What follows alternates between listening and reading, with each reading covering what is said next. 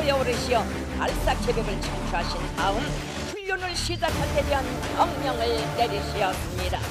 국정에서 파악하기에는 이번에 한꺼번에 무더기로 네 발을 쌓았다 하는 것에 대해서는 새로운 것이다.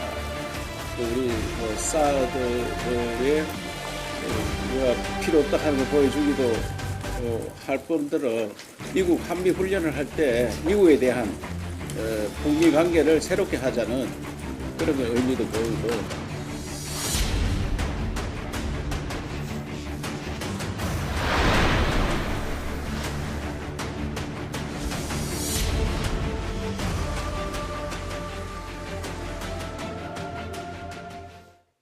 예, 여러분 조금 전에 화면에서 보셨죠? 김정은이 앉아 있고 그 옆에 군인들이 쭉 서 있는데 맨 끝에 있는 그 군인이 막 손을 흔드는데 저는 왜 이 모습이 처절한 생존을 향한 몸짓으로 느껴질까요?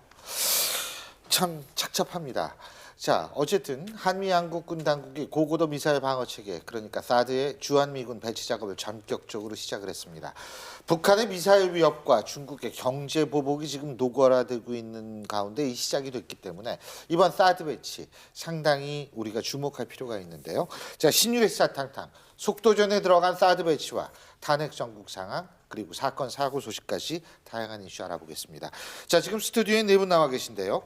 자주국방 네트워크의 신인균 대표, 데일리안의 이종근 논설실장, 전 새누리당 의원이시죠. 이두화 변호사, 정치평론가 이종훈 박사 네 분 나와 계십니다. 어서 오십시오. 안녕하십니까. 예. 자, 그 사드 일부죠, 일부. 네. 그죠? 일부가 어제 우리나라에 도착한 거죠. 네. 그죠? 근데 원래 뭐 7월, 9월에 뭐 한다 그랬는데 이게 갑자기 당겨졌어요. 이유가 뭐라고 보십니까?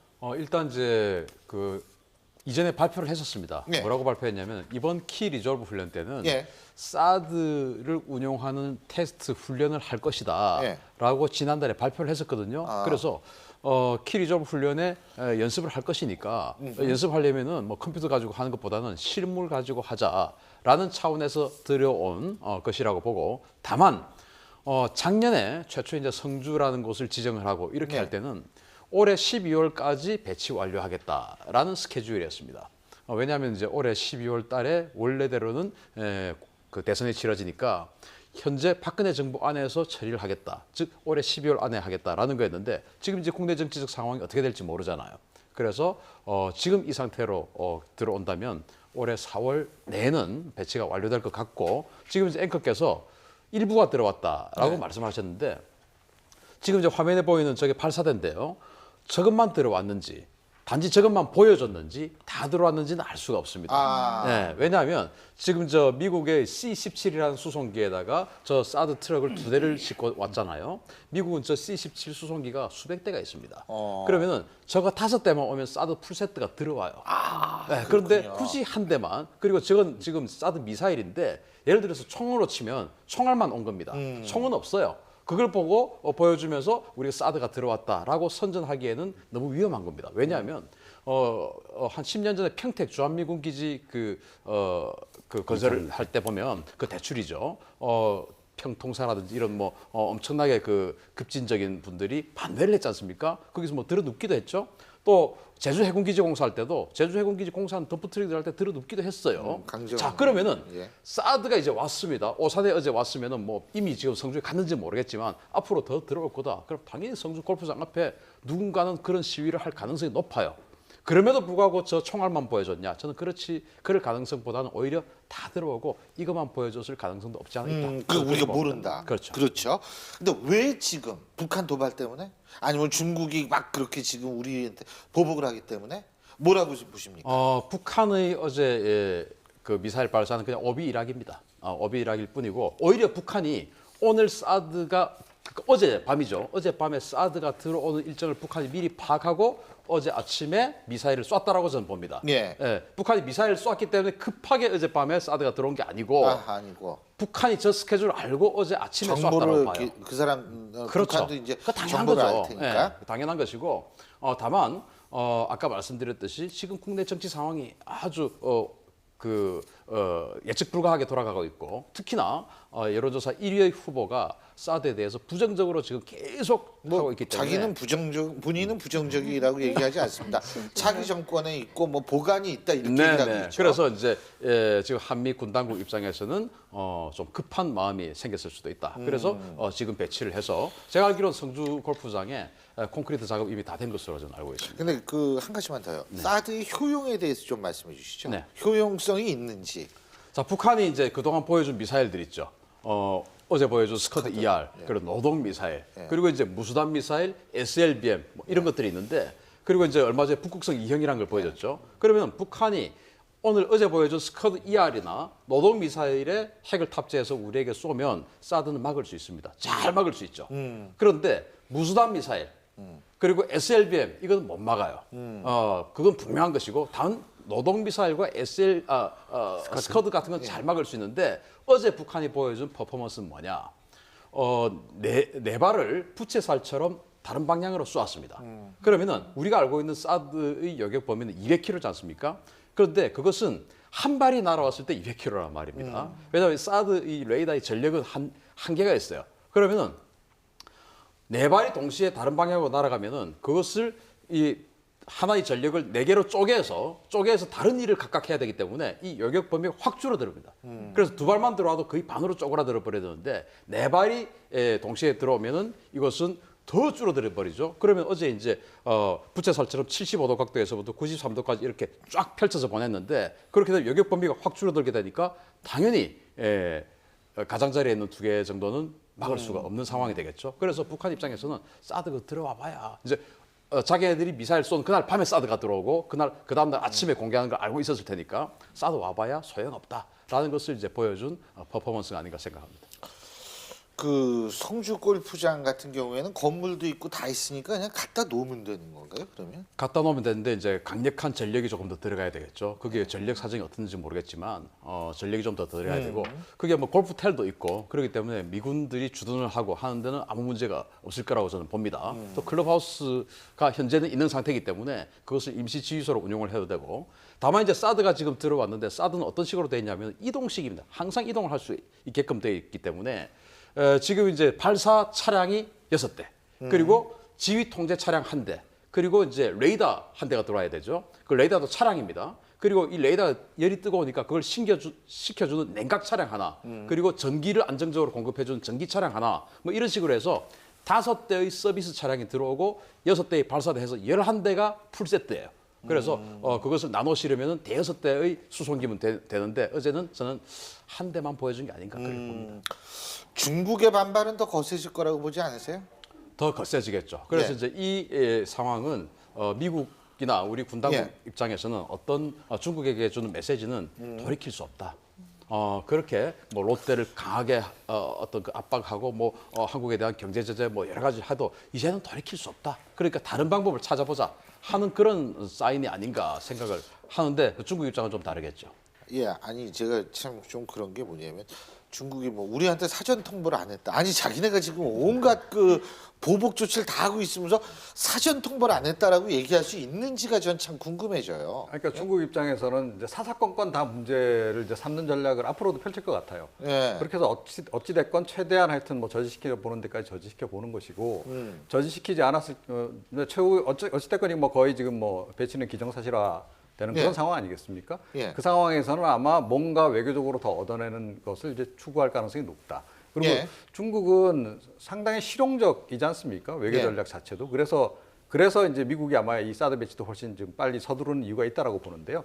빨리 서둘러서 기정사실화 시키고 그 다음에 중국을 달래는 편이 훨씬 더 낫다라고 하는 판단을 내렸을 가능성이 높고 우리도 이제 사실은 그런 맥락에서 전략을 조금 다시 정교하게 짤 필요가 있다 이렇게. 그렇죠. 어차피 지금 중국의 보복은 결정돼 있습니다. 현재까지는 저강도 보복이죠. 그러니까 롯데 그룹에 대한 공식적인 어떤 보복이지 나머지들은 뭐 중국의 어떤 그 국민들이 하는 것이고요. 그런데 이제 이 사드가 배치되면 사실은 고강도 보복으로 바뀔 겁니다. 전 무역 보복이 이제 전 기업으로 확산될 것이고 그 다음엔 외교적인 어떤 보복으로 가겠죠. 그런데 문제는 이 사드 배치가 사실 전격적으로 조금 더 이른 배치가 되면 저강도에서 고강도 그 다음에 저쪽에서 할 수 있는 보복들이 조금 더 일찍 나올 수가 있다. 어떤 의미에서는 우리한테는 대처할 수 있는 방법이 훨씬 더 많을 수가 있다는 거예요. 저는 그래서 이른 배치가 도움이 될 수도 있다. 지금 아까 말씀하셨듯이 이 작전은 일수불퇴, 낙장불입 뭐 이렇게 두 가지로 언론에서 지금 표현을 하는데 그 낙장불입은 사자성어는 아니죠. 네, 전문 용어죠, 그건. 네네, 좀 더 전문적인 용어죠. 그런데 이제 4월달, 3월 말에 예. 이 미-중 간 회담이 있지 않습니까? 예. 미-중 간 이제 고위급 회담이 있는데 그 회담 전에 어쨌든 우리가 되돌릴 수 없다는 거 확실히 보여줌으로써 어쩌면은 훨씬 더 이 대책이라든지 혹은 그런 결론이 빨리 나올 수가 있다라는 장점이 있다는 거죠. 전 제가 기분 나쁜 게 왜 우리한테 통보 안 해? 사전 통보 안 했냐? 그리고 뭐라 그러냐면 북한의 미사일 위협을 우리가 초래했답니다. 이런 논리를 어떻게 그 공개적으로 얘기할 수 있을까? 저는 아주 경이로워요, 진짜. 예? 저건 그야말로 중국이 너무나 오만하다. 기가 막힌 얘기죠. 라고 어떻게 그 미사일 위협을 우리가 참 근데 말을 해도 저는 우리 외교 당국이 너무 좀 안이하게 대처하고 있다라고 예. 생각을 합니다. 자, 몇 년 전에 센카쿠 열도에서 일본과 중국이 이제 충돌을 했습니다. 엄연히 지금 현재 물론 논란의 여지는 있지만 센카쿠 열도는 현재는 일본이 실효적 지배를 하고 있어요. 거기다가 이제 중국이 사실은 뭐 좀 이렇게 자극을 한 겁니다. 네. 그리고 일본이 강하게 반발하니까 뭐 히토류 수출 금지부터 시작해서 엄청난 보복을 하지 않았습니까? 자, 그런데 이것은 미국이 우리와 더불어서 중국 입장에서는 자기네들에게 시비를 건 거죠. 네. 지금 그 센카쿠 열도 때는 자기네들이 일본에게 시비를 걸어놓고도 그렇게 한 겁니다. 자, 그러면은 이 상황 같으면 우리가 이런 상황이 되면 중국이 이러이러한 보복을 할 것이다 라는 타임테이블이 다 나와서 이렇게 되면 미국 당신네들이 우리에게 어떻게 해줄 거냐. 미국이 이것을 해결해 우리 이 상황에서 미국에게 좀 도와달라고 하자. 네. 라고 하는 것이 좀 자존심 상하냐? 이게 아니고 미국이 도와줘야 될 의무입니다. 이것은. 왜냐? 자기네들의 MD 체계의 하나의 시스템이기 때문에 그 시스템을 확장하는 대가로 당연히 미국이 해줘야 될 의무예요. 저 미국 가잖아요. 틸러슨 미 국무장관. 그래서 국무부 장관이 중국 가죠. 신속하게 가서 이러한 보복을 하지 못하도록 해줘야 되고 그 보복이 계속 지속이 되면 우리에게 다른 대가를 지불해야 될 의무가 있어요. 저는 예. 그렇게 봅니다. 예. 틸러슨 국무장관이 지금 이제 3월 중순부터 하순부터 20일 이후부터 이제 한국과 일본 그리고 중국을 방문하면서 그 부분에 대해서 논의가 좀 이루어지지 않을까. 그래서 좀 전에 이제 이 실장이 말씀하신 것처럼 일수불태를 만들어 두고 이걸 기정사실화 해놓고 여기에 대해서 미국과 중국 간에 이제 외교관들도 이제 고위급 회담을 하고 또 4월에 시진핑 주석과 그다음에 그 트럼프 대통령이 정상회담을 하면서 그렇죠. 의제를 조율하겠죠 3월에. 그래서 이 부분 그 사드가 얘기가 안 나올 수가 없을 거고요. 그리고 그렇죠. 사실 아까 우리 예. 그 사회자께서 앵커께서 말씀하신 것처럼 그 중국은 이중잣대를 갖고 있는 게 명확한 것 같습니다. 그리고 신 대표님도 지적하셨는데요.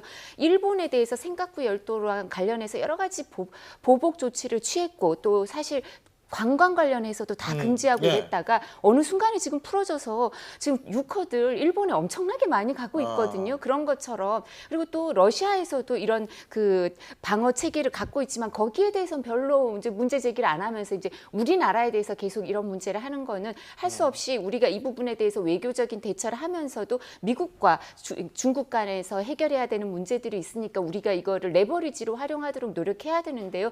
안타까운 건 지금 우리나라가 혼란스럽고 지금 이 부분에 대해서 회의를 해야 될 사람들이 딴 데 또 일정 부분 내정에 이제 우리나라 정치 상황에 매몰돼 있기 때문에 그 힘이 빠져 있는 게 아닌가. 그래서 이 레버리지를 제대로 활용할 수 있을까? 이게 안타까워서 좀 빨리 이 혼란이 저는 이제 수습됐으면 합니다. 우리가 그렇죠. 중국에 대해서 예.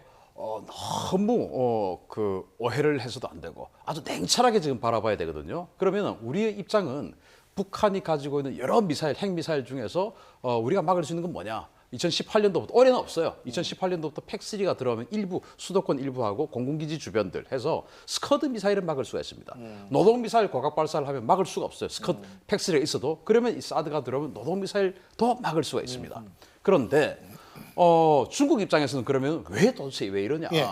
바로 사드 레이더가 중국을 들여다본다는 것이죠. 예. 그런데 우리 군은 이렇게 이야기합니다. 아니다, 우리는 종말 모드로 하기 때문에 예. 600km밖에 안 되니까 중국하고는 관계가 없다라고 이야기하는데 지금 현재 이 사드 레이더는 그 종말 모드 예. 600km짜리를 1800km 돌리는데 8시간 걸려요. 아하. 그건 현재 상황이고 예. 이것이 내후년까지 가면은 종말 모드다 탐지 모드다 필요 없이 그냥 하나의 그냥 체계로 돼서 1800km짜리를 가지고도 종말 모드로 운영을 합니다. 이제는 모드 자체가 분리가 되지 않아요. 한 2년이 지나면 중국은 그걸 알고 있는 것이죠. 그리고 또 시간이 지나면 사드 제작회사의 어떤 타임테이블을 보면 이것이 또 더 진보를 해서 예. 영역이 더 확장이 됩니다. 예. 그러면 중국 전토를 이제 바라보게 아하. 된다. 이게 이 상황을 알고 있기 때문에 중국이 이제 이런 건데, 네, 근데요. 우리는 우리 안보 때문이죠. 지금 북한은 북한대로 어제 그 미사일 쏜 거 가지고 주일 미군 기지를 겨냥했다. 김정은이 직접 지휘했다. 예?